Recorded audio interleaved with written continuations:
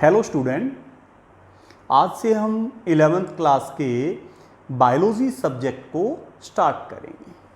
Biology medical के students का एक इम्पोर्टेंट सब्जेक्ट है, तो इसी इम्पोर्टेंट सब्जेक्ट बायोलॉजी को आज से हम स्टार्ट करेंगे। फर्स्ट ऑफ ऑल, जीव विज्ञान एक परिचय, बायोलॉजी एंड इंट्रोडक्शन। जीव विज्ञान क्या है? जीव विज्ञान विज्ञान की एक शाखा है जिसमें सजीवों अर्थात जीवों जिन्हें लिविंग बींग्स कहते हैं उनका अध्ययन किया जाता है। अब प्रश्न ये आता है कि ये लिविंग बींग जीव या सजीव क्या है और इन्हें हम कैसे निर्जीवों से पृथक कर सकते हैं। तो इन जीवों में, सजीवों में, लिविंग बींग में कुछ ऐसे गुण, कुछ ऐसे कैरेक्टरिस्टिक्स होते हैं जिनके आधार पर हम इन्हें निर्जीवों से पृथक करते हैं।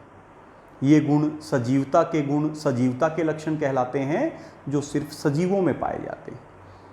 तो इन सजीवता के लक्षणों को भी आगे हम पढ़ेंगे, जैसे इनमें ग्रोथ, वृद्धि होती है, जैसे इनमें रेस्पायरेशन होता है, इनमें मेटाबॉलिज्म, उपापचय होता है।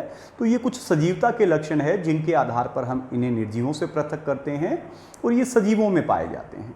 तो इन्हीं सजीवों का अध्ययन जो है वो जीव विज्ञान में, बायोलॉजी में किया जाता है।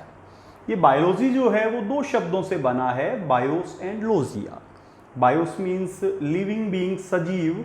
लोजिया मीन्स हम कह सकते हैं study, study of living beings, सजीवों का अध्ययन जीव विज्ञान है। अभी जीव विज्ञान की शाखाएं, ब्रांचेज ऑफ बायोलॉजी। बायोलॉजी की दो मुख्य शाखाएं हैं, दो मेन ब्रांचेस हैं, वनस्पति विज्ञान और प्राणी विज्ञान, बॉटनी एंड जूलॉजी। बॉटनी क्या है? पादपों का अध्ययन, स्टडी ऑफ प्लांट्स, वनस्पतियों का अध्ययन। जूलॉजी क्या है? प्राणियों का, जंतुओं का अध्ययन, स्टडी ऑफ एनिमल्स। तो study of plants and study of animals means botany और जूलॉजी के अलावा जो माइक्रोब्स है, माइक्रो ऑर्गेनिज्म है, उनकी स्टडी भी बायोलॉजी की अन्य ब्रांचेस के अंदर, अन्य शाखाओं में की जाएगी। तो हम यहाँ पे दो मेन ब्रांचेस करने वाले हैं, बॉटनी एंड जूलॉजी। बॉटनी बोटेन शब्द से बना है जिसका मीन्स हर्ब है। ये ग्रीक भाषा के शब्द बोस्टीन से बना है जिसका मीन है टू ग्रेज अर्थात चरना। इसमें हम वनस्पतियों का, पादपों का अर्थात प्लांट की स्टडी करेंगे। दूसरी मुख्य शाखा प्राणी विज्ञान, जंतु विज्ञान, जूलॉजी है। ये भी दो शब्दों से बना है, जून प्लस लोगोस।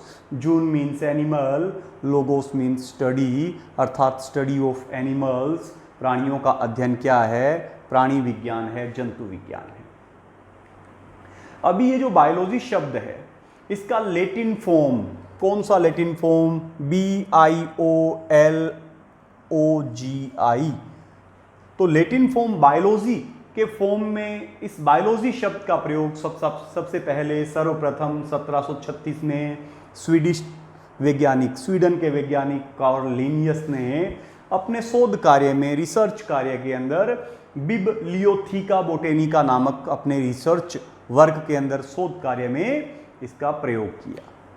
फिर इसी बायोलॉजी के लैटिन फॉर्म, लैटिन रूप का प्रयोग 1766 के अंदर माइकल क्रिस्टोफ हेनोव ने किया और फिर थियोडोर जॉर्ज ऑगस्ट ने भी इस बायोलॉजी के लैटिन फॉर्म, लैटिन रूप का प्रयोग किया।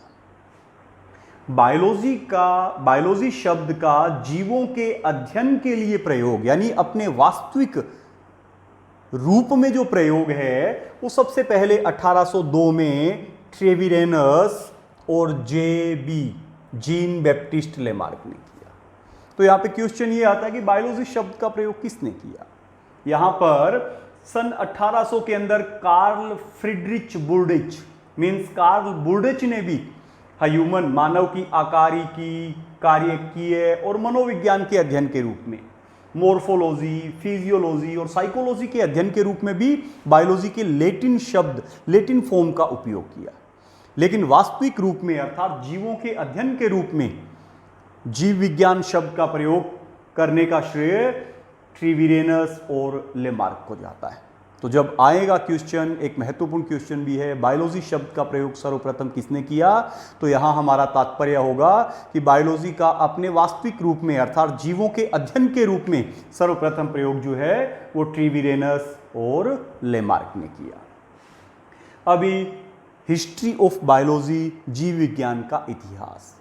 सबसे पहले हिप्पोक्रेट्स, नाम सुना होगा आपने हिप्पोक्रेट्स, चिकित्सा विज्ञान के जो विद्यार्थी है उन्हें हिप्पोक्रेट्स की ओथ यानी शपथ भी दिलाई जाती है। तो हिप्पोक्रेट्स 460 से 370 बीसी बिफोर क्रिस्ट, ईसा जन्म से पूर्व का समय है, ने पादपों का प्रयोग औषधियों के रूप में किया, मेडिसिन्स के रूप में प्लांट्स का उपयोग किया। अरिस्टोटल, जिन्हें अरस्तु भी कहा जाता है, 384 से 322 बीसी, इन्होंने जीव विज्ञान के विकास में महत्वपूर्ण योगदान दिया। इन्होंने जंतुओं का प्रारंभिक सरल वर्गीकरण भी किया, क्लासिफिकेशन ऑफ एनिमल्स में हम इनकी स्टडी भी करेंगे। तो जीव विज्ञान के विकास में महत्वपूर्ण योगदान दिया अरिस्टोटल अर्थात अरस्तु ने। एक मोस्ट इंपॉर्टेंट पॉइंट है, इन्हें जीव विज्ञान और जीव विज्ञान की शाखा प्राणी विज्ञान के पिता, father of biology and father of zoology के रूप में जाना जाता है। Father of biology and father of zoology.